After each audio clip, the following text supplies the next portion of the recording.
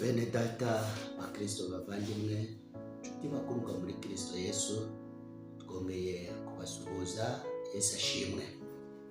Tunezerewe Imana cyane nanone kubw'umwanya mwiza Imana iduhaye kugira ngo twongere twige ijambo ry'Imana. Imana y'amahoro ibahe umugisha kandi ikomeze kubahaza ibyiza byo mu ijuru. Reka dufungure Bibiliya, ijambo ry'Imana, dusome muri Matayo ibice 7 umurongo wa 13 kugeza ku murongo wa 23. Dusome mu izina rya Yesu Kristo. Munyure mu irembo rifunganye, kuko irembo ari rigari n'inzira ijyana abantu kurimbuka ari nini, kandi abayinyuramo ni benshi. Ariko irembo rifunganye ni inzira ijyana mu bugingo iraruhije, kandi abayinyuramo ni bake. Mwirinde abahanuzi b'ibinyoma, bazaho muri basa n'intama, ariko imbere ari amasega aryana. Muzabamenyera ku mbuto zabo. Mbese hari abasoroma imizabibu ku mugenge, cyangwa imbuto z'umutini ku gitovu? Nuko igiti cyiza cyose cyera imbuto nziza, ariko igiti kibi cyera imbuto mbi. Igiti cyiza ntikibasha kwera imbuto mbi, kandi n'igiti kibi ntikibasha kwera imbuto nziza. Igiti cyose gitera imbuto nziza kiracibwa kikajugunywa mu muriro. Nuko muzabamenyera ku mbuto zabo. Umuntu wese umbwira ati, Mwami, Mwami, si we uzinjira mu bwami bwo mu ijuru, keretse ukora ibyo Data wo mu ijuru ashaka. Benshi bazambaza kuri uwo munsi bati, Mwami, Mwami, ntitwahanuraga mu izina ryawe, ntitwirukanaga abadayimoni mu izina ryawe, ntitwakoraga ibitangaza byinshi mu izina ryawe? Nibwo nzaberurira nti, sinigeze kubamenya, nimumve imbere mwa ngozi z'ibibi mwe, mwakire neza ijambo ry'Imana. Data wa twese uri mu ijuru, turagushimye kandi turaguhimbaje kubw'ijambo ryawe. Reka nanone uyu mwanya mwiza uba umwanya w'abantu gukomeza kugusobanukirwa, kumenya iby'inzira yawe, kandi bafashwe nawe bwo gukomeza gukora ibyo gukiranuka. Umwanzi Satani abo gutsindwa mu izina rya Yesu, habwa umwuka wera abane natwe kandi atuyobore mu izina rya Yesu Kristo, amen. Ibintu 10 bigaragaza ko Satani yamaze kwigarurira imitima y'abantu benshi, byitwa ko bari mu murimo w'Imana. Yabigaruriye kubera ko badakora ibyo Imana ishaka, batagendera mu murongo Imana ishaka ko bagenderamo. Ashobora kuba bo ubwabo aribo ba nyirabayazana, cyangwa se Satani nawe agakora ibishoboka byose kugira ngo abafate mbiri, hanyuma nabo bakamwemerera kugira ngo abafate mbiri. Ariko mu by'ukuri Satani abantu benshi yamaze kubigarurira. Hari abakozi b'Imana, hari abo Satani yigaruriye, ndetse abakristo muri rusange hari abantu benshi Satani yamaze kwigarurira. Kandi mu by'ukuri uyu munsi, aho kuba ari abakozi ba Kristo, bakisanga ari abakozi ba Satani. Aho kuba ko ari abana b'Imana, ahubwo bakaba abana ba Satani, kuko niwe bakorera, niwe bamamaza, ariko bitwaje kwihisha mu ijambo ry'Imana, bakitwaza agakiza, bakitwaza ubukristo, bakitwaza Bibiliya, ariko mu by'ukuri ijuru atari ryo bakorera. Ariko mu by'ukuri Imana yaremye ijuru n'isi akaba atariyo bamamaza. rero muri ibyo bintu 10, ikintu cya mbere kigaragaza ko Satani yamaze kwigarurira imitima y'abantu benshi byitwa ko bari mu murimo w'Imana. Ikintu cya mbere kibigaragaza, abantu batuburira abandi bitwaje ijambo ry'Imana ndetse n'amasengesho. Bene aba iyo bagiye gusoma ijambo ry'Imana barisoma mu by'ukuri Bibiliya ihagaritse imeze neza, ariko mu gihe cyo kugira ngo bagire icyo gusobanura Bibiliya barayicurika.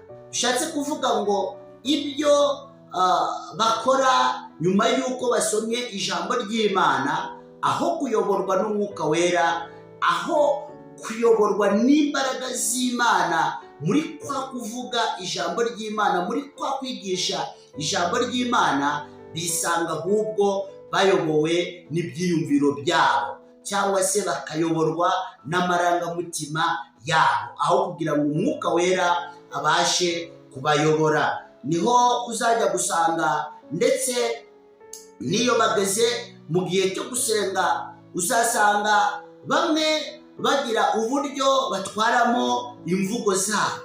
Uzasanga wenda se babwira abantu ati, wowe mbere yo kugira ngo gusengere nuko ugomba kuzana amafaranga ku rugero runaka, cyangwa se ukazana ikintu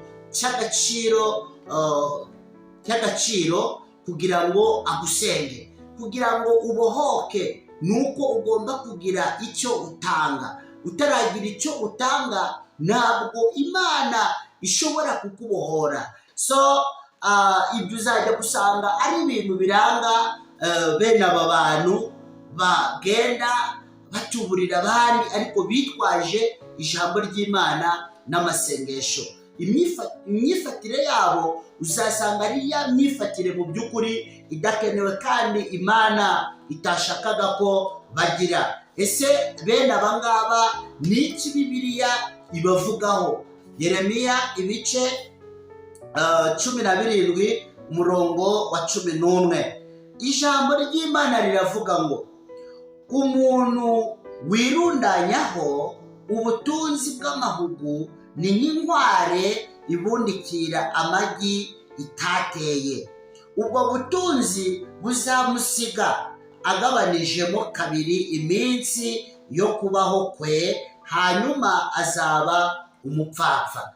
Umuntu wirundanyaho ubutunzi ariko kandi akabwirundanyaho mu buryo budakwiriye, kunyaga iby'abandi, tuburira abandi, gutwara ibitari ibyawe, kubifata bugwate ibitari ibyawe, kuriganya abantu, kwambura abantu se.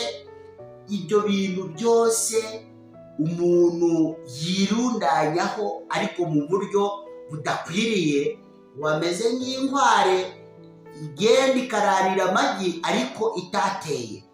Uwo muntu rero burya kandi abagabanije iminsi ye yo kubaho. Ni ukuvuga ngo uwirundanyaho ibintu ariko ubutunzi abukuye mu nzira zitari nziza, uwo nguwo afite ikibazo. Uwo nguwo ni ihame abagomba kugusha ishano. Uwo nguwo ni ikivume. Uwo nguwo agabanya iminsi ye yo kubaho. Uwo nguwo iby'abara nk'imigisha si imigisha. Niyo mpamvu wowe urimo kumva iri jambo, burya akantu ubonye gaciye mu nzira nziza, burya icyo gifite agaciro cyane mu buzima bwawe ndetse n'imbere y'Imana. Ikintu ubonye giciye mu nzira cyagakwiriye gucamo, icyo mu by'ukuri kikubera umugisha. Ni ukuvuga ngo ni byiza kubona ikintu ariko kinyuze mu nzira nziza. Niba uvuze ngo wenda uragura imodoka ariko ukayigura kubera ko wambuye iby'abandi, niba uvuze ngo wenda urashaka kubaka inzu ukayubaka kubera ko wanyereje umutungo w'abandi, icyo gihe ntabwo Imana izakubara mu by'ukuri nk'umuntu muzima. Icyo gihe izakubara nk'umuntu urimo gusahura iby'abandi, urimo kubona ubutunzi bw'amahugu.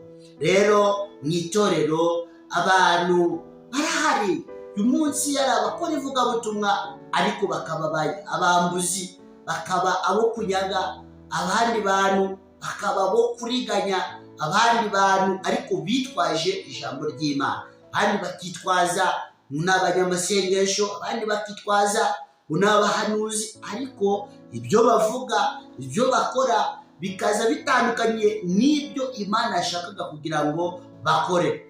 Aba rero n'ubundi tuzabamenyera ku mbuto zabo. Abavuga ijambo ry'Imana bose si uko atari bazima, abahanuzi bose si uko baba atari bazima, abanyamasengesho bose siko abatari bazima. Harimo abazima, ariko hari n'abandi bagenda bica inzira z'ivugabutumwa. Imana ishaka yuko bahinduka kandi bakagira za mbuto nziza, bakagira ubuhamya bukenewe kandi bushobora kubyara umusaruro. Ese wowe Satani ntabwo yari yakugira igikoresho cye? Satani wowe ntabwo yari yagusura kugira ngo akugire igikoresho cye? Ese mu gusenga kwawe ibyo uvuga biba bivuye ku Mana? Ese mu kuvuga ubutumwa kwawe uvuga ibyo Imana yashakaga ko uvuga? Ese wemera ko Umwuka Wera aba ari ukuyobora, cyangwa se wemera ko uyoborwa n'amarangamutima yawe, wemera ko utwarwa n'ibyiyumviro byawe, bityo ugasanga urimo kuyobya abantu, ugasanga urimo kuroha abantu aho kubaganisha ku nzira yabageza ku bugingo, aho kubaganisha ku nzira yatuma babasha kugira aho bava ndetse bakagira n'aho bagera, bakaba bo gushima Imana nk'uko bikwiriye. Mukristo muvandimwe, wowe urimo kumva iri jambo ry'Imana, ugomba kuba maso, ukaba mu idini ryawe cyangwa ukaba mu itorero ryawe, ariko ukamenya yuko hari abantu benshi Satani yamaze gufata mbiri, Satani yamaze kugira ibikoresho bye. Bityo rero ugasaba Umwuka w'Imana kuba muri wowe kugira ngo akuyobore, akwigishe icyo gukora, kandi ijambo ry'Imana ribe muri wowe, kugira ngo mu by'ukuri niriba muri wowe, bityo uzabashishwe kugenda umenya inzira nziza yo gukora ibyo gukiranuka kandi iby'Imana ishaka. Ikintu cya kabiri kigaragaza ko Satani yamaze kwigarurira imitima y'abantu benshi, abantu benshi barashaka kwamamara ariko baciye mu nzira z'ubusa. Ni ukuvuga ngo pasiteri arashaka kwamamara ariko aciye mu nzira atagombaga gucamo, umuvugabutumwa arashaka kwamamara ariko aciye mu nzira atagombaga gucamo, umuririmbyi arashaka kwamamara ariko aciye mu nzira atagombaga kunyuramo, Mukristo nawe arashaka kwamamara ariko aciye mu nzira atagakwiriye gucamo. Burya ushaka kwamamara yagakwiriye kwisunga Yesu, kuko niwe wamamaye ku isi yose, kandi umunsi ku munsi niwe ukomeza gutangazwa, abwirwa abantu, inkuru ze ziravugwa ku isi. Ushaka kwamamara yabanza kwemera Yesu Kristo kugira ngo abe muri we, kugira ngo kandi abe ari umuyobora bw'imbaraga za Mwuka Wera. Ushaka gushikwa hejuru, ushaka kuba igitangaza, Yesu niwe gitangaza, Yesu niwe uri hejuru ya byose. Yakwemera Yesu Kristo kumubera umuyobozi, kugira ngo mu by'ukuri abone kuba nawe yashirwa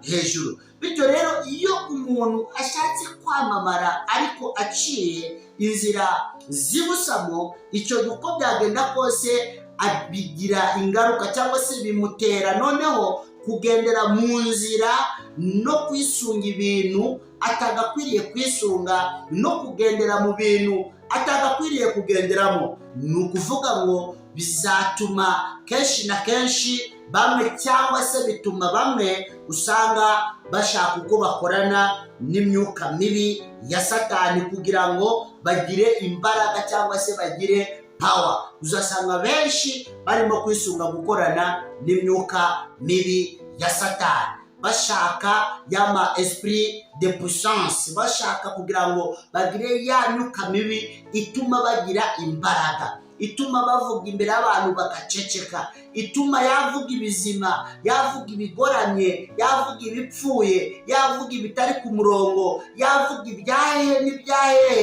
abantu babone yuko ari bizima, mbese akagira esprit d'influence imbere y'abantu, ariko mu by'ukuri nta kintu kizima ahagazeho, kubera ko arimo gukorana n'imbaraga za Satani, akaba arizo zituma ndetse abasha kugira iyo power imbere y'abantu. Abandi uzajya gusanga kubera gushaka kwamamara baciye inzira y'ubusamo, uzasanga bamwe bari gukorana n'aba Freemason, abandi usange barimo gukorana n'abamarabu, abandi usange barimo gukorana n'aba Rosecroix, abandi usange bamaze kwiyunga n'umuryango wa Illuminati, abandi ujye gusanga bamaze kwiyunga n'aba Ekankar, abandi ujye gusanga barakorana n'abapfumu kandi byitwa ngo ni abanyamasengesho, barakorana n'abapfumu byitwa ngo ni abavugabutumwa, barakorana n'abapfumu byitwa ngo ni abapasiteri, barakorana n'abapfumu byitwa ngo ni abakristo. Abo ngabo ni ugushaka kwamamara ariko uciye iyi busamo.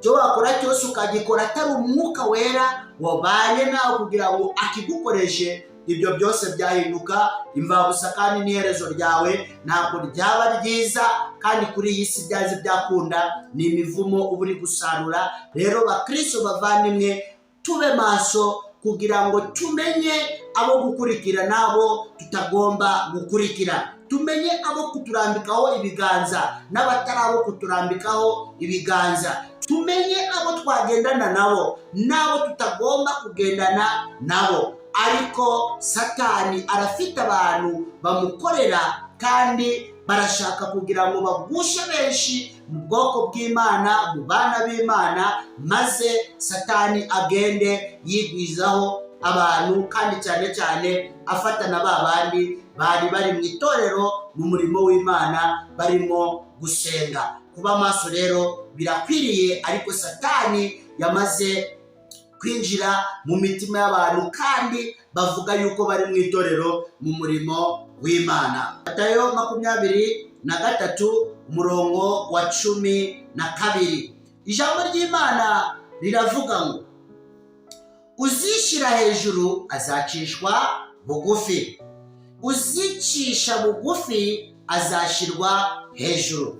Umuntu wese byitwa ko yishyira hejuru, uwo nguwo azacishwa bugufi, ariko umuntu wicisha bugufi, uwo nguwo niwe ugomba gushyirwa hejuru. Rero inama nakubwira ni uko wicisha bugufi mbere yo gucishwa bugufi. Icyo nicyo gikenewe kuri wowe. Mukristo ca bugufi mbere yo gucishwa bugufi. Mukristo cyangwa se paseri, muvugabutumwa, muririmbyi, icishe bugufi mbere yo gucishwa bugufi.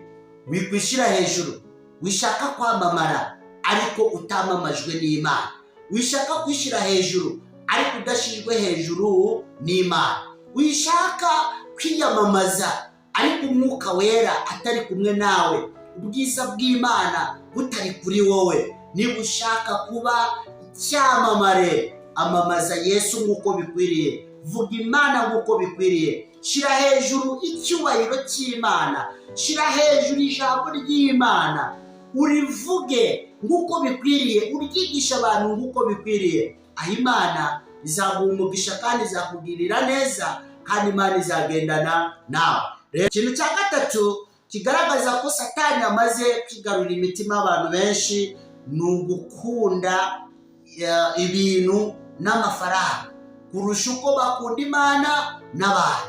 Ni ukuvuga ngo ibi kenshi na kenshi iyo umuntu yakunze amafaranga, agakunda ibintu kurusha uko yakunda Imana, kurusha uko yakunda abantu, mu by'ukuri urukundo rurakonje.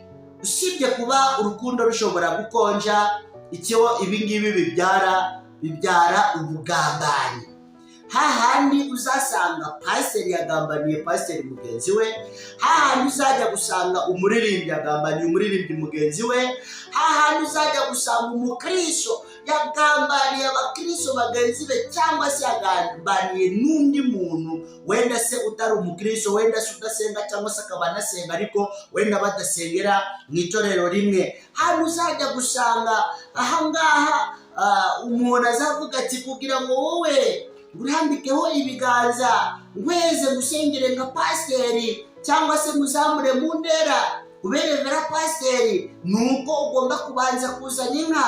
N'ibindi idahari, n'ibindi idatanzwe, mu by'ukuri ntabwo wasengerwa. Niba amafaranga utayatanze ntabwo wowe wasengerwa. Ubugambanyi uzabubona, urukundo ruzakonja. Hari umuntu ashobora kwemera kugambanira umuvandimwe we ari kugira ngo abone amafaranga, agambanire mwene se ari kugira ngo abone amafaranga, yemere kuba yakwica ubugingo bwe ariko kugira ngo abone amafaranga, yemere kwiyandagaza kugira ngo abone amafaranga. Umuntu yemere kwicisha mukuru we cyangwa se murumuna we kugira ngo abone amafaranga. Urukundo mu bantu rwarakonje. Abantu bakunze amafaranga, bakunda ibintu kurusha uko bakunda Imana, kurusha uko bakunda abantu.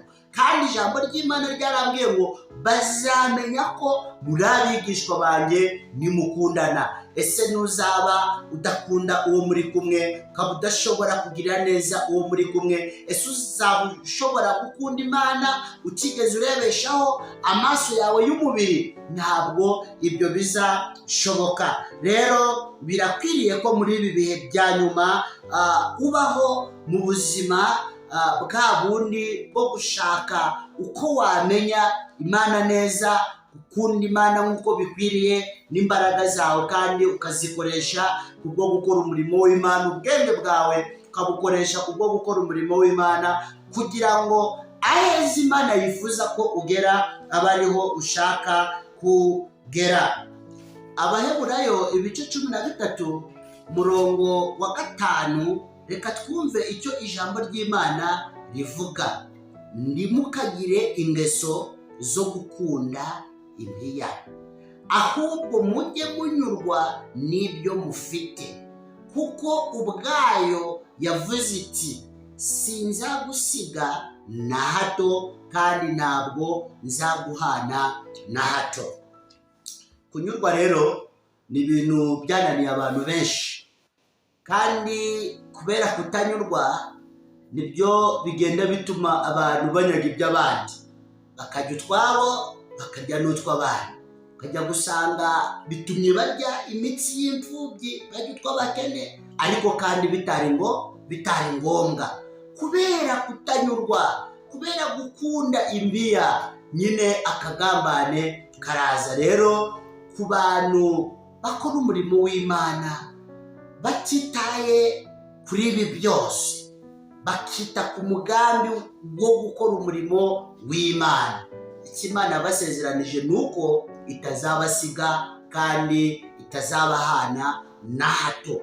Ntabwo izabatererana, ntabwo izabajya kure, izababa hafi amanywa na nijoro, izabamenyera ibyo kubatunga uko bukeye n'uko bwije, izabambika, izabubakira, izabateza imbere, izabafashiriza mu mishinga bazakora, yaba ari imishinga mito, yaba ari imishinga y'igihe gito cyangwa se imishinga y'igihe kirekire. Muri ibyo byose Imana izababa hafi. Rero ni byiza kumenya ko Satani hari abantu benshi yigaruriye, baba bashaka kurya imitsi y'abantu gusa, gusoroma imbuto ku biti batateye, bashaka kugira ngo bakomeze bigwizeho ubutunzi, bigwizeho imitungo, bigwizeho ibintu, bigwizeho amafaranga, ariko mu buryo butari bwo. Kandi abo bantu bikaba byitwa ko nabo basenga kandi ko bari mu murimo w'Imana. Rero tugomba gukomeza kuba maso, tukamenya abo dukurikira abaribo, kandi tukamenya ko Imana ishaka ko tuyisenga neza kandi mukuri. Ikintu cya kane kigaragaza ko Satani yamaze kwikururira cyangwa se kwigarurira imitima y'abantu mu nzu y'Imana, inyigisho z'abantu zarahindutse. Aho kwigisha ukuri barashaka kuzana n'ibinyoma, aho kwigisha ukuri barashaka kuzana n'ibindi bintu bitagakwiriye ko bazana mu by'Imana ishaka ko bakora. Uzasanga umuntu yitonze neza ahagaze ku ruhimbi arimo kubwira abantu ati kunywa inzoga nta cyaha kibirimo. Undi nawe usange ahagaze ku ruhimbi aritonze arigishije ngo kugira abagore babiri cyangwa se gutunga abagore babiri nta cyaha kibirimo. So ibyo byose ni ibibazo cyane, kandi uzasanga imvugo z'aba bantu nazo ari izi.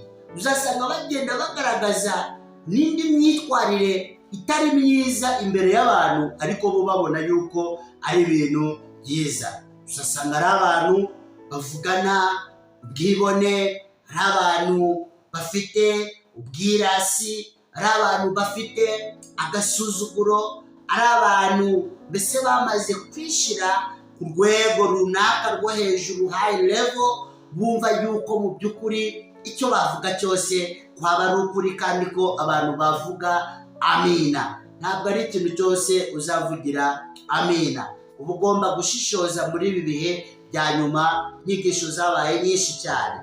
Kandi nanone iyo Imana igize icyo ikora, wenda se ibakoresheje, yasirambitse umuntu we ibiganza arakira, cyangwa se yakoze ivugabutumwa abantu barize, uzasanga bamwe bavuga ati niba mubona ibingibi byabaye, rwose ninjye wabikoze.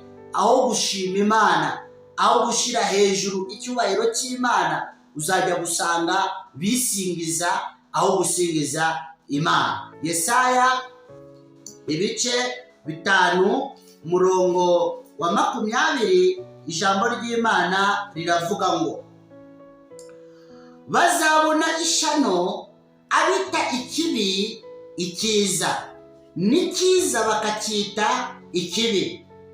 Umwijima bawushyira mu cyimbo cy'umucyo, n'umucyo bakawushyira mu cyimbo cy'umwijima. Ibisharira babishyira mu cyimbo cy'ibiryohereye, n'ibiryohereye bakabishyira mu cyimbo cy'ibisharira. Aba ngaba bazabona ishano.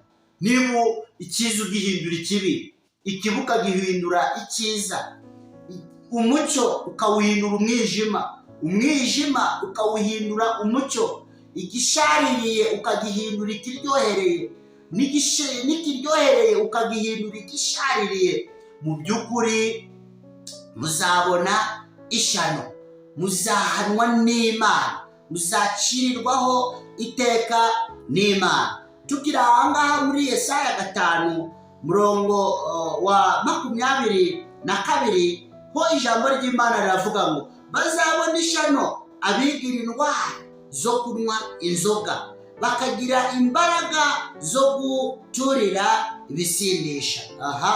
Bazabona ishano abigira indwara mu kunywa inzoga. Ni ikibazo gikomeye cyane. Urumva nimba warakurikiye za nyigisho zo kuvuga ngo kunywa inzoga si icyaha, kugira abagore babiri si icyaha, ngaho nawe ukajyaho ugasayisha, ugatereka ugasinda, ngaho nawe ukajyaho si ukuzana abagore benshi, ati niko nigishijwe. Mwese muzabona ishano.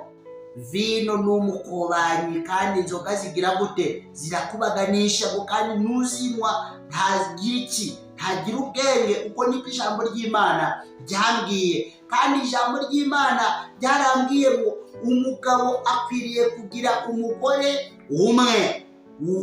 Icyo nicyo ijambo ry'Imana rivuga. Ntabwo Imana yavuze ngo umugabo agende azagira abagore 2 cyangwa se 3, 4, 5. Siko ijambo ry'Imana ryambwiye. Rero izo nyigisho uzazibona kandi uzazigishwa n'abavuga ko ari abakozi b'Imana, n'abavuga ko mu by'ukuri ari abagaragu b'Imana cyangwa se ari abapasiteri. Uzasanga izo nyigisho hari abazifite. Rero ibyo byose ni ibyo kwirinda, kandi ijambo ry'Imana ryavuze ngo hazaduka abahanuzi b'ibinyoma, abo ngabo uzabamenyera ku mbuto zabo. Ikintu cya 5 kigaragaza ko Satani yamaze kwigarurira imitima y'abantu benshi: imirwano, intonganya. Ibyo byavuye hanze byimukira mu madini ndetse no mu matorero. Ibyo rero ni ikibazo gikomeye cyane, ndetse uzajya gusanga iyo intonganya zaje, ugasanga imirwano yaje, kenshi na kenshi uzasanga biterwa no kuba runaka afitiye ishari runaka. Kuba runaka afite ishari runaka, ibyo bizatuma intonganya zibaho, bitume ndetse n'imirwano ibaho. Usibye ishari, uzasanga ikindi gituma abantu bagira icyo bapfa. Uzasanga abantu bapfa imitungo itandukanye, wenda aho bakorera. Icyo uzasanga kirimo gutuma intonganya ziba, ndetse usanga ibibazo by'abana. Ikindi uzasanga abantu barimo gupfa icyubahiro.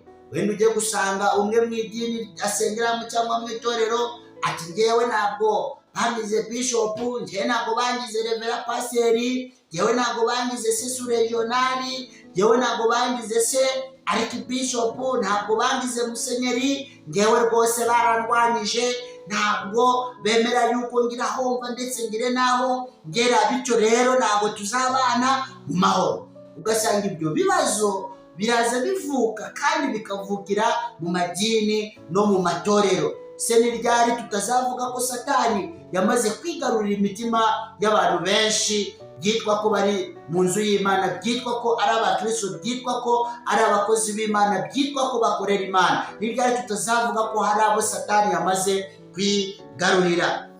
Icyo ibi rero bibyara mu murimo w'Imana ni uko uzajya gusanga abantu biremyemo ibice.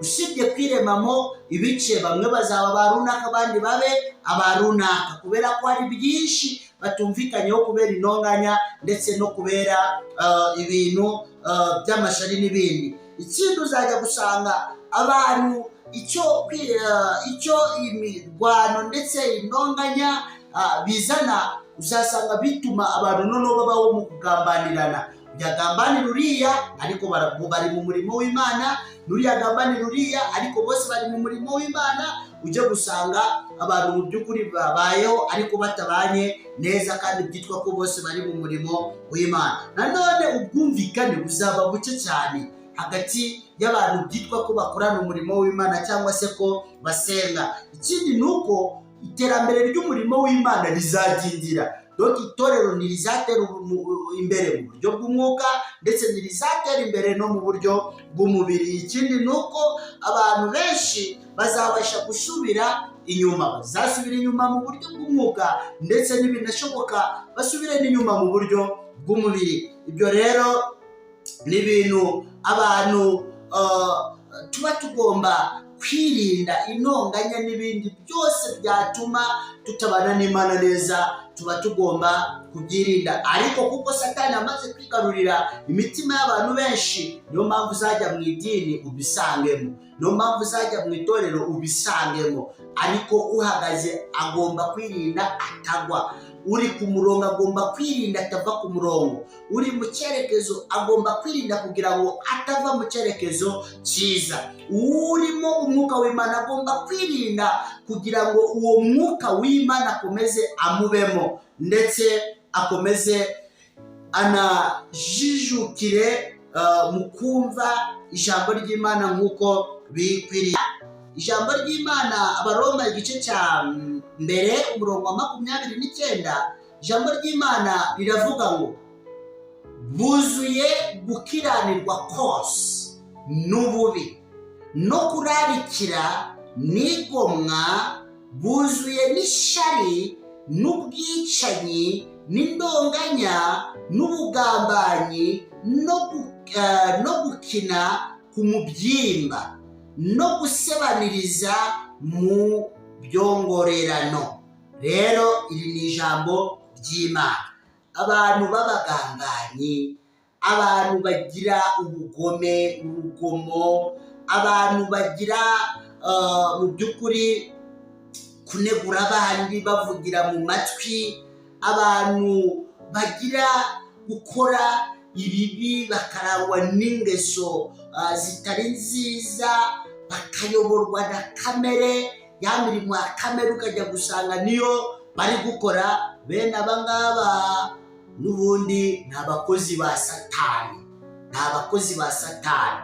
Kandi nawe niba aba badayimoni batari bakugeraho, mu by'ukuri uzirinde ko bakugeraho, uzirinde ko ibingibi dusomye mu ijambo ry'Imana wazabigaragaramo. Ugomba gutandukana nabyo, ukagwiza ubwenge bugufasha gukora ibyiza, ugakunda mugenzi wawe nk'uko wikunda.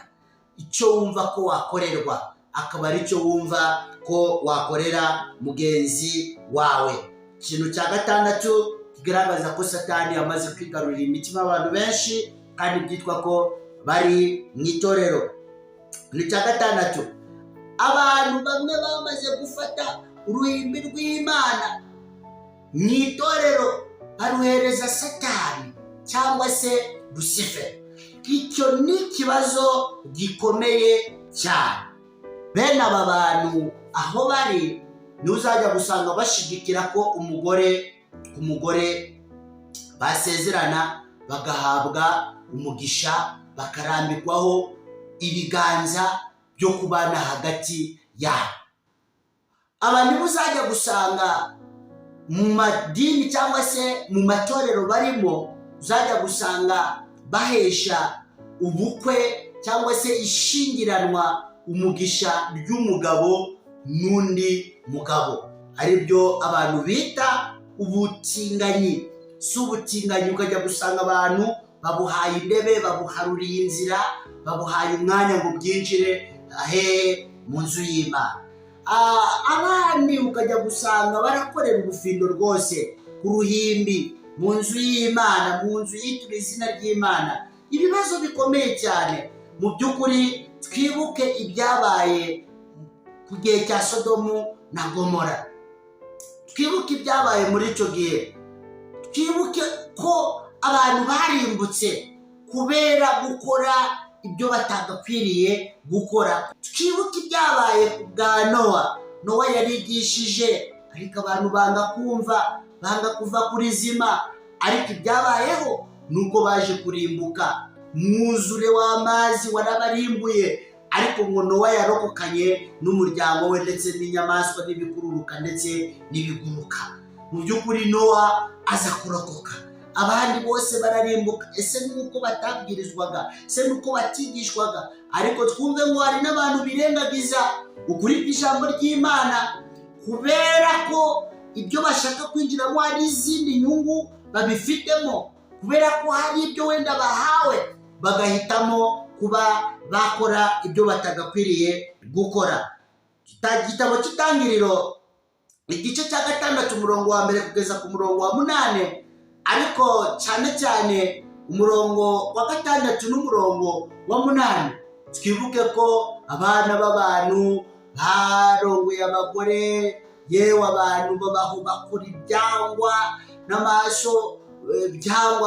n'amaso y'Uwiteka. Mbese bakora ibintu bitari byiza, bakora ibintu biteye isoni rwose, biteye agahinda. Ariko hari aho byageze ngo Imana yicuza impamvu yaremye umuntu, yicuza impamvu yaremye umuntu.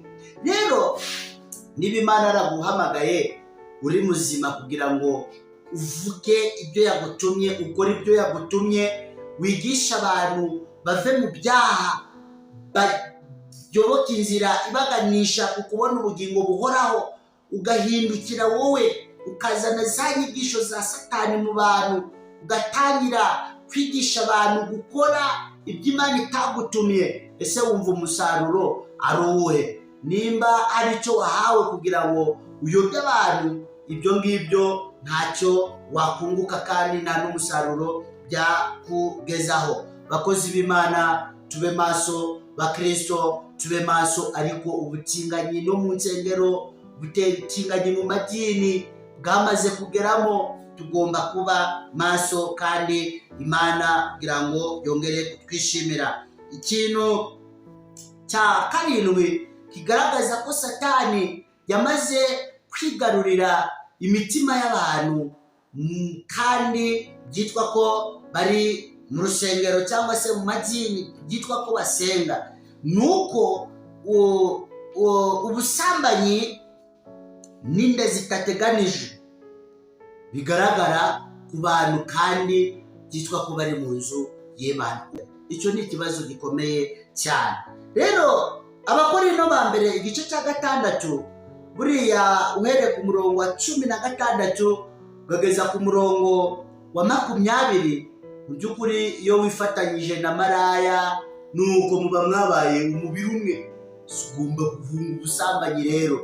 Kandi nanone ijambo ry'Imana rikavuga ngo imibiri yacu ni insengero za Mwuka Wera. Niba imibiri yacu ari insengero za Mwuka Wera, ni gute uyobora umubiri wawe? Rero iyo tugeze ku busambanyi, ubusanga ahangaha abantu benshi kabisa barabusasiye. Niyo mpamvu bamuzasanga barimo gukina za prono kugira ngo bakunde babone amafaranga. Abantu bandi barakora ubusambanyi kubwo kwinezeza, abandi ndabaririmba urasanga bari mu busambanyi, abandi n'abapaseri barasambanya ndetse abo bayoboye, abandi urasanga arabigisha ijambo ry'Imana ariko wapi nabo rya jambo ntiryigeze ribahindura, ahubwo ubusambanyi bamaze kuguhereza intebe. Ibyo byose ni ibizira ku bantu b'Imana, mu nzu y'Imana. Ibyo byose ni ibyangwa n'Imana. Niyo mpamvu abantu baba bagomba kubihunga kandi mu by'ukuri bakagira n'uburyo bahagarara neza mu nzu y'Imana bakora iby'Imana ishaka. Nanone ikintu cya 8 kigaragaza ko Satani amaze kwigururira imitima y'abantu cyangwa se kwigarurira imitima y'abantu ni ubugambanyi. Ubugambanyi nanone abantu barabufite, kandi mu by'ukuri ugambanira abandi nawe azagambanirwa. Wibuke yuko wicisha abandi inkota kubw'ubugambanyi nawe azayicishwa. Ugomba rero kwirinda, ntukagambanire umuvandimwe wawe, ntukagambanire mugenzi wawe, ntukagambanire umukristo mugenzi wawe, ntukagambanire umuntu byitwa ko muri mu muhamagaro umwe. Ntabwo ugomba kumugambanira. Imigani ibice 3 umurongo wa 29, ntukajya inama zo kugambanira mugenzi wawe ubwo muturanye amahoro. Kuki ugambanira mugenzi wawe? Kuki ugambanira umuvandimwe wawe? Ibyo Umwuka w'Imana arabikubujije. Ariko abo ngabo bagambanira abandi bari mu madini, bari mu nsengero, bari mu matorero, ntabwo bitunguranye, nuko Satani yamaze kubigarurira kandi ndakizabuza ko ibyo ngibyo bibaho, ariko ababikora barafite ibyago imbere yabo. Ikintu cya 9 nuko turajya gusanga mu by'ukuri bashuga dadi, bashuga mami nabo batanzwe mu rusengero.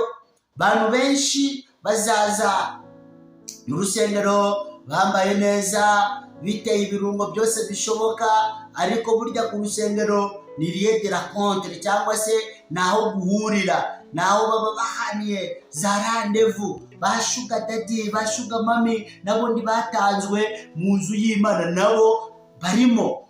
Rero nibwo uzajya gusanga abantu bari mu rusengero ariko ujye gusanga abantu rwose inkuru ati runaka yakuye mu inda ese byagenze gute, runaka ati burya niwe ugendana na bari abakecuru, niwe usambana na bari abakecuru, ugiye gusanga ati bari abakecuru nibo bagushije abasore runaka, ugiye gusanga ati bari abagabo nibo bagushije abakobwa runaka.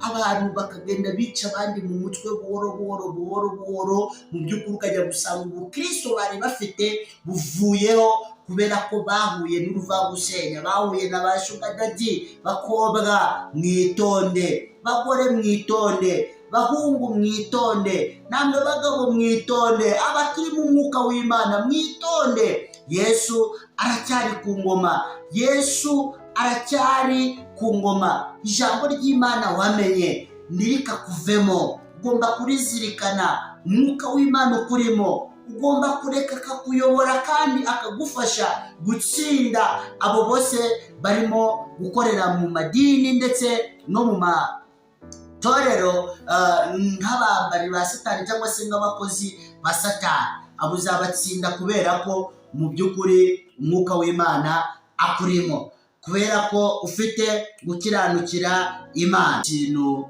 cya 10 kigaragaza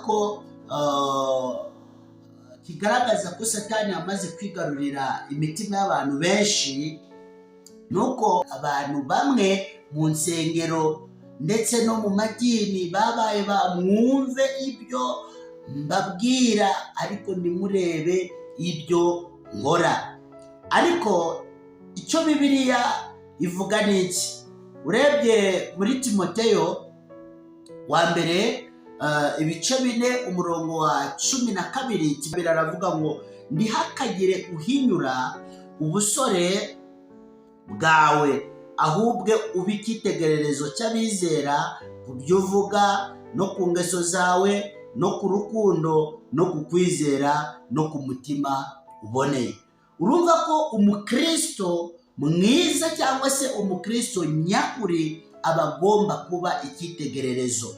Rero kubwira abantu ngo wumve ibyo ngubwira ariko nturebe ibyo nkora, icyo gihe ntabwo uba wigishije abantu mu buryo bukenewe, ntabwo uba wigishije abantu mu buryo bwiza. Bakozi b'Imana, twigishe inyigisho natwe ubwacu dushyira mu bikorwa, twigishe abantu ko bahinduka ariko natwe ubwacu twagize gute, twaramaze guhinduka. Kumva yuko abantu batazareba ibyo ukora ariko wowe ukareba ibyo bakora, icyo ni ikibazo gikomeye cyane. Ariko nanone mu buzima hari abantu bari aho nyine nabo iyo babagiriye inama usanga bavuga ati nimurebe ubuzima bwanjye, ntimugomba kwita ku mibereho yanjye, ntimugomba kureba ibyo nkora, mujye mureba ibibareba, ibitabareba ntimujye mubyitaho. Ugasanga mu by'ukuri hari abakobwa basenga ariko bakivuga gutyo, hari abahungu basenga ariko bakivuga gutyo, hari abagabo cyangwa se hari abagore basenga ariko bakivuga gutyo. Mu by'ukuri iyo si imvugo y'umuntu usenga Imana by'ukuri. Burya ubonye umufasha, ubonye umugira inama, abagize amahirwe akomeye cyane. Inshuti z'umusaraba, bakristo bavandimwe muri Kristo Yesu, bana b'Imana, twumve ko Satani yamaze gutera abantu benshi, yamaze gufata mbiri abantu benshi, yamaze kwigarurira imitima y'abantu benshi, kandi abo bantu benshi yamaze kwigarurira, benshi bariyoberanya, benshi barishushanya, benshi bambaye agahu k'intama ariko ari amasegaryana. Ariko twibukiranye ko ijambo ry'Imana ryavuze ngo abo ngabo tuzabamenyera ku mbuto zabo. Uko bakwiyoberanya kose, uko bakwishushanya kose, ibyo bakwigira byose, ibyo bakwikora byose, ariko byanze byakunda ibyabo bizasobanuka. Timoteyo wa 2 ibice 2 umurongo wa 12. Reka dusome mu izina rya Yesu Kristo. 12 haravuga ngo kandi nitwihangana tuzimana nawe, naho nitumwihakana nawe azatwihakana. Ngo nitwihangana tuzimana nawe. Nitwihangana tuzimana na Yesu Kristo mu bwami bw'Imana. Ariko nitumwihakana, ikizaba kidutegereje ni ukurimbuka. Ikizaba kidutegereje ni ukubura byose. Ushobora kubura ijuru, ukabura ndetse n'isi. Rero ntabwo ugomba gucibwa intege n'ibyo byose urimo kugenda ureba, biri mu madini, biri mu matorero hirya no hino, ariko bitari byiza. Ntabwo ugomba gukurwa umutima n'ibyo bintu, ahubwo niba uhagaze, komeza uhagarare neza, ihangane, komeza usenge Imana mu kuri. Ijambo ry'Imana ntugatandukane naryo, cyangwa se ngo ushukwe cyangwa se uriganwe n'uburiganya bwa Satani, cyangwa se ngo ugendere mu kigare cy'abo bantu. Ahubwo nibishoboka ugomba kubirinda, ukamenya aho uri kuva, ukamenya n'aho uri kujya. Kandi Imana igira neza bugacya bukira, ntizabura kurengera intore zayo ziyitakira amanywa na nijoro. Byakozwe n'Intumwa ibice 10 umurongo wa 34 kugeza ku murongo wa 35. Ijambo ry'Imana riravuga ngo, Petero aterura amagambo ati, nukuri menye yuko Imana itarobanura ku butoni, ahubwo mu mahanga yose uyubaha agakora ibyo gukiranuka iramwemera. Ntabwo Imana irobanura ku butoni. Kandi abo mu mahanga, mu bantu bose bo mu mahanga yo mu isi, ngo wa muntu uyubaha kandi agakora ibyo gukiranuka, uwo niwe wemerwa n'Imana. Se buriya ni ryari umuntu wigisha ubutinganyi? Ni ryari umuntu mu by'ukuri w'umugambanyi? Ni ryari umuntu wigisha inyigisho z'ibinyoma z'ubuyobe? Ni ryari azakiranukira Imana? Abishatse yakiranuka. Ariko wowe ukiri ku murongo muzima, wumve yuko ni muri iki gihe cy'ibihe bya nyuma turimo, cy'ibihe by'imperuka turimo, niba ugifite amahirwe yo kuba wubaha Imana, ugomba kubishimira Imana. Niba ugifite amahirwe yo gukora ibyo gukiranuka, ugomba kubishimira Imana, ndetse mu by'ukuri ukabinezererwa cyane, kuko urafite ingororano imbere y'Imana. Mu by'ukuri nubwo uri hagati y'amasega aryana, nubwo usengera hagati y'abantu batari beza, nubwo uvugira ubutumwa hagati y'abantu batari beza, babandi Satani yamaze kwigarurira, babandi bishe ubuhamya bw'ubutumwa bwiza, babandi bagenda basenya umurimo w'Imana, nubwo uri hagati yabo, kuko ucyubaha Imana, kuko ugiharanira gukiranukira Imana, Imana izakugirira neza. Ntubone ngo nuko wenda se abo bantu bateye imbere, ntubone ko bafite kiriya na kiriya, wowe ukaba ntacyo ufite.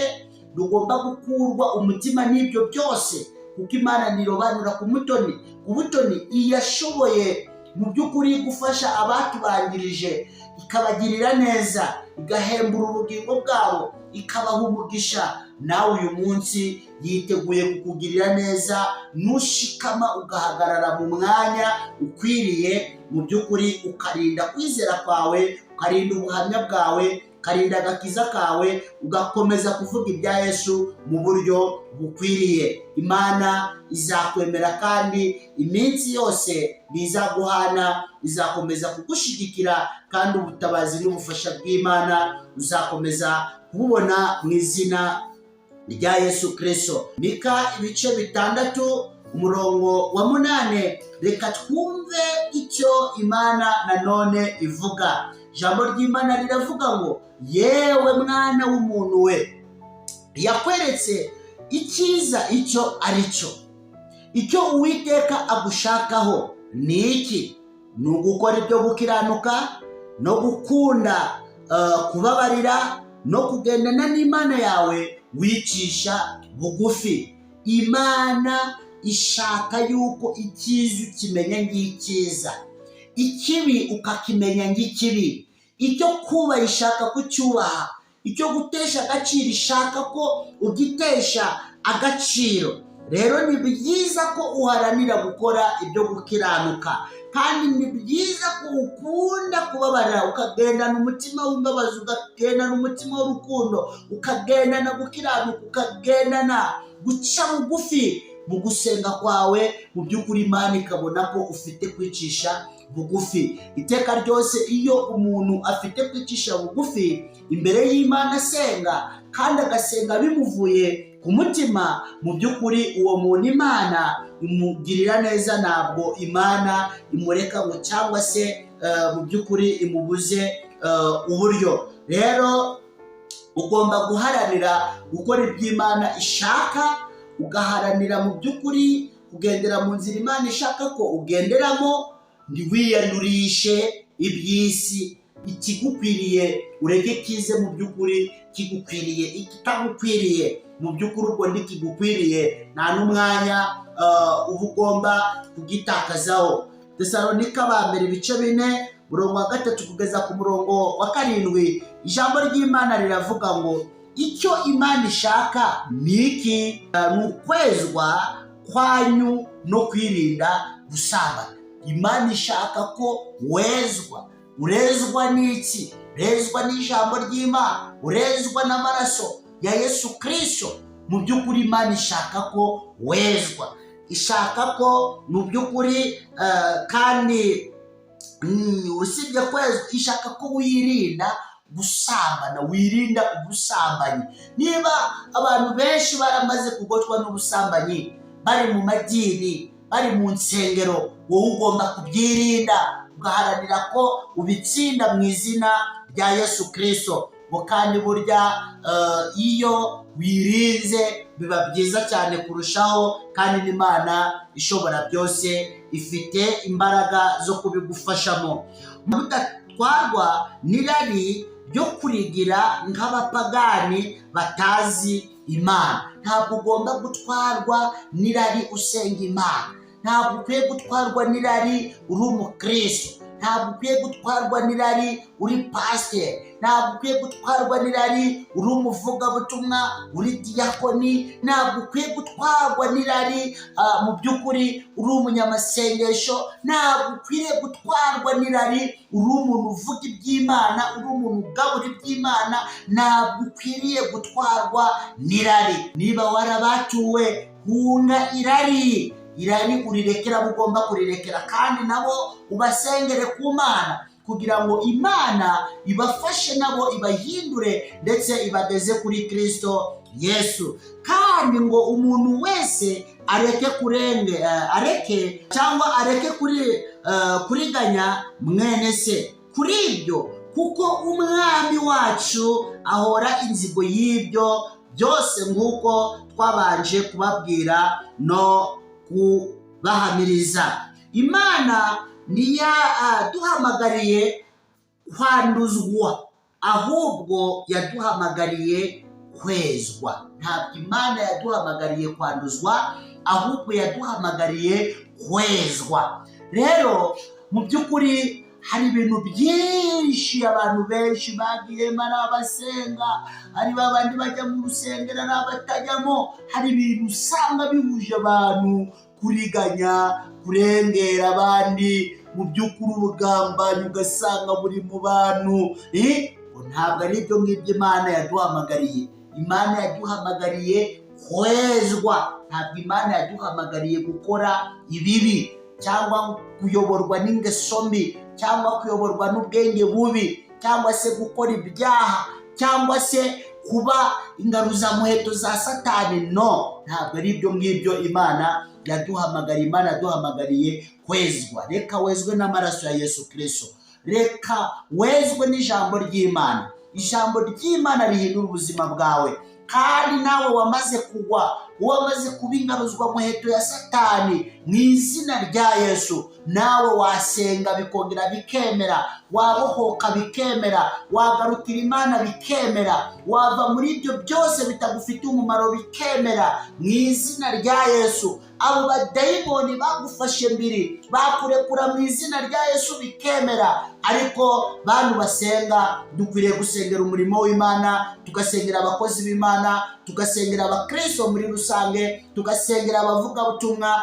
tugasengera abantu bose bafite impano zirimo gukora umurimo w'Imana, kuko Satani yamaze gutera abantu b'Imana, Satani yamaze gutera abakristo, Satani amaze gutera abagaragu b'Imana, amaze gutera abakozi b'Imana. Mu by'ukuri dukwiriye gusenga Imana kugira ngo Imana be yo kubohora intore zayo uko bukeye nuko bwije. Rero nimba twaramenye Imana kubw'ubuntu bwayo, mu by'ukuri twagakwiriye gushima Imana kuko twayimenyeye mu buntu bwayo.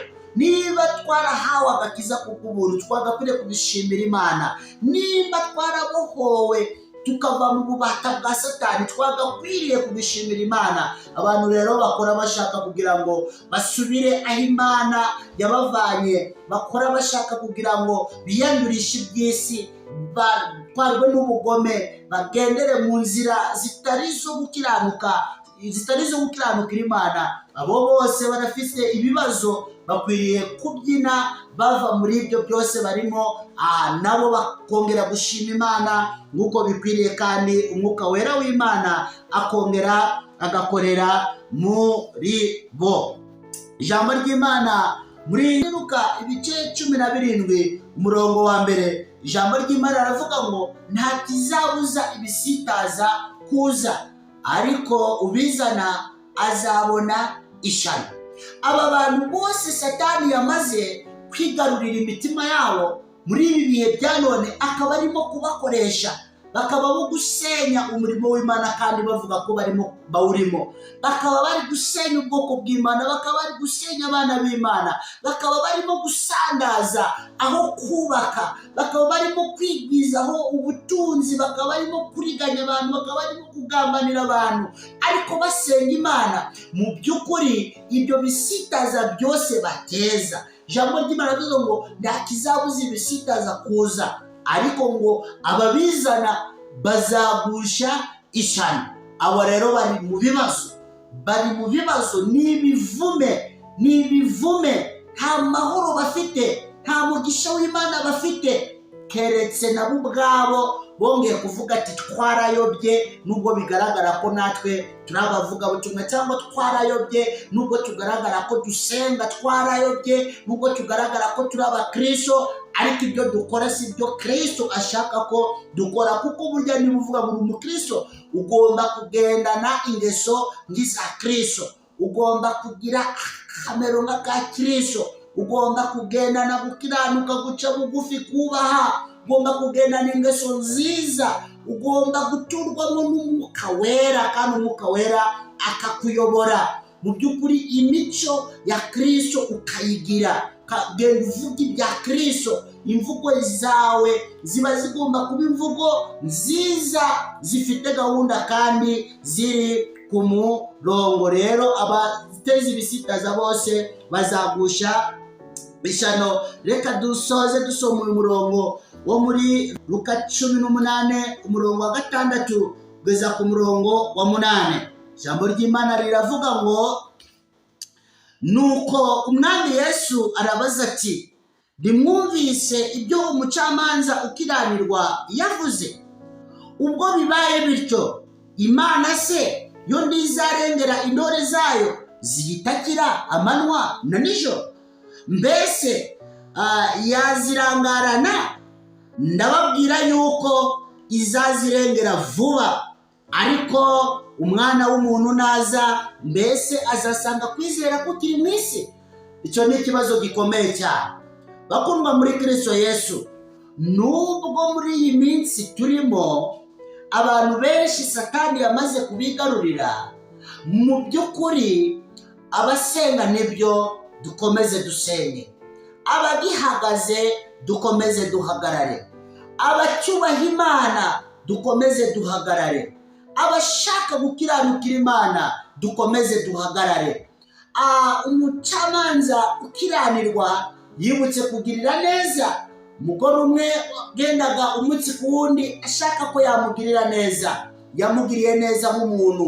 Mbese niba abana b'abantu bashobora kugirira neza abandi, ese ku Mana byagenda gute? Imana ikora ibiruti by'abana b'abantu bo batekereza, cyangwa ikora ibiruti by'umubyeyi ashobora gukorera umwana we. Imana ikora ibiruti by'abana b'abantu bashobora gukorera abavandimwe babo cyangwa bagenzi babo. Imana ishobora gukora ibiruta ibyo byose. Bityo rero Imana mu by'ukuri uhagaze neza nk'intore y'Imana, ntabwo Imana ishobora kumureka gutyo gusa. Imana igomba kumurengera. Wowe utakira Imana amanywa na nijoro, wowe usenga Imana amanywa na nijoro, wowe wamamaza ubutumwa bwiza bw'agakiza amanywa na nijoro, Imana yiteguye kukurengera kandi vuba. Ndizemera yuko Satani akwigarurira, ndizemera ko Satani agutwara. Mu by'ukuri ihagarareho nk'umwana w'Imana, senga nk'umuntu wahamagawe, nk'umuntu watoranijwe mu magana y'abantu benshi. Imana yiteguye kukurinda amanywa na nijoro, yiteguye kukurengera, yiteguye kugufasha, yiteguye kugukomeza, yiteguye kugutabara, yiteguye kugaburira, yiteguye kukwitaho, yiteguye kukwambika, yiteguye kuguha imbaraga, yiteguye kukuneshereza, yiteguye kugushyigikira. Mukobwa uhagaze neza mu by'Imana, komeza uhagarare. Muhungu uhagaze neza mu by'Imana, komeza uhagarare. Mugabo uhagaze neza mu by'Imana, komeza uhagarare. Umugore uhagaze neza mu by'Imana, komeza uhagarare. Usenga Imana igushoboze, ibe mu ruhande rwawe. Mu by'ukuri ikurinde Satani, ikurinde uburiganya bwe, ikurinde ba bantu bamaze gufatwa mbiri nawe kugira ngo batakugusha mu mitego yabo bakoresheje ubusabusa babukuzanira kugira ngo ukunde ubakurikire, kugira ngo ukunde ube uwo kubakurikira. Oya, n'ijambo ry'Imana ryavuze ngo mbese igihe umwana w'umuntu azazira ahangaha mu isi, azasanga kwizera kukiri mu isi. Urumva ko ukwiriye kurinda kwizera kwawe kugira ngo Imana mu by'ukuri niyongera kohereza umwana wa Yesu Kristo aje gushikira itorero, azasange nawe ukiteguye. Rero uburiganya bwa Satani ni bwinshi.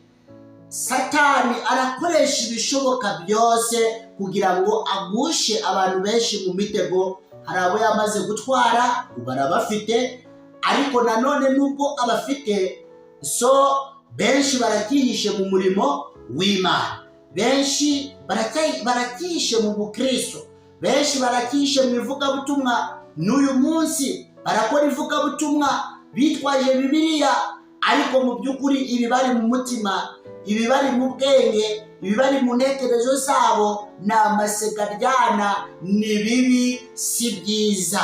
Ariko ku ntore z'Imana, Imana izazirwanirira kandi vuba, izazitabara kandi vuba. Rinda kwizera kwawe, wicika intege ngo usubire inyuma, wicika intege ngo ubashe kugwa isari, witerwa ubwoba n'ibyo urimo kubona mu bantu batandukanye hirya no hino, n'ibivugwa mu binyamakuru. Witerwa ubwoba n'abavuga ijambo ry'Imana barigoreka, witerwa ubwoba n'abantu bakora ibitangaza wenda babikoreshejwe n'imbaraga z'imyuka mibi. Witerwa ubwoba na babandi batanga ibitambo ahantu utazi, ariko kugira ngo bakunde bamamara. Witerwa ubwoba n'ibyo byose, ahubwo wowe izera Imana yuko Imana ishobora byose. Kandi burya umukiranutsi aho rukomeye aba agomba kubeshwaho no kwizera. Nawe rero rinda kwizera kwawe kandi ubeshweho no kwizera muri ibi bihe bikomeye. Ijambo wamenye urihagarareho, agakiza ufite wahawe kubw'ubuntu ugahagarareho, Yesu ufite muri wowe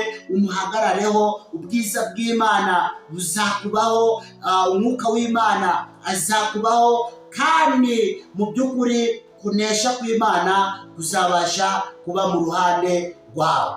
Uwaguye Imana imutabare, imurengere, yongere yinjire mu bubyutse, abyuke amenya aho yaguye, kugira ngo yongere noneho yinjire mu murongo wo gukora ibyo gukiranuka. Ariko wowe utari wagwa muri iyi mitego, utari wagwa mu bushukanyi bwa Satani, ndaguhamagarira kumenya ibiriho muri iki gihe, kumenya ibiriho muri bihe by'imperuka, kugira ngo nawe ube umwe mu bazakomeza kuvuga Yesu mpaka, mu bazakomeza kurinda ubukristo bwabo mpaka, mu bazakomeza kwamamaza Yesu mpaka, mu bazabasha gusenga bagasengera mu kuri no mu mwuka mpaka, mu bazakomeza gukora ibyo gukiranuka mpaka, mu bazakomeza kubaha Imana mpaka, mu bazakomeza gukora ibyo Imana ishaka amanywa na nijoro mpaka. Mbese kugeza ku iherezo ry'ubugingo bwawe, Imana igukomeze mu by'ukuri, ntuzagwe isari, uzakomeze wirinde ibyo abandi bose bari gukora bibatandukanya n'Imana,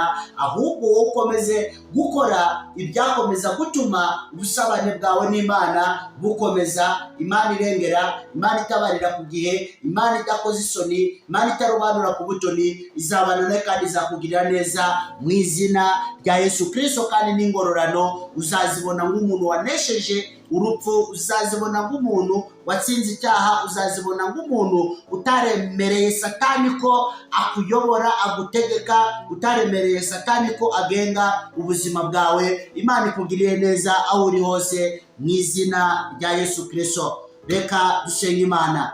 Data mwiza, Imana ikomeye, Imana idukunda, shimwa kubw'ijambo ryawe no kubwa buri umwe wese uryumvishe. Reka ubuntu bwawe n'ineza yawe n'urukundo rwawe bibane n'abana bawe. Kandi nukuri Satani amaze kwigarurira imitima y'abantu benshi, ariko Mwami ugihagaze muri iki gihe cya none, ndakwinginze kugira ngo uzamurinde kugwa, kandi naho yahura n'ibintu byo gushaka kumugusha mu mitego, bishaka kugira ngo bimwigarurire, bimubuze nukuri kugendera mu ijambo ryawe, mu izina rya Yesu uzakomeze kuba Imana yo kumurwanirira, yo kumuneshereza. Kandi Data mwiza, ugihagaze neza ariko hakaba hari ibintu bitagenda neza mu buzima bwe, gera iteka Mwami, ugira icyo uhindura ku buzima bwe, ugira icyo uhindura mu mibereho ye, ugira icyo uhindura mu rugo rwe, ugira icyo uhindura mu muhamagaro we.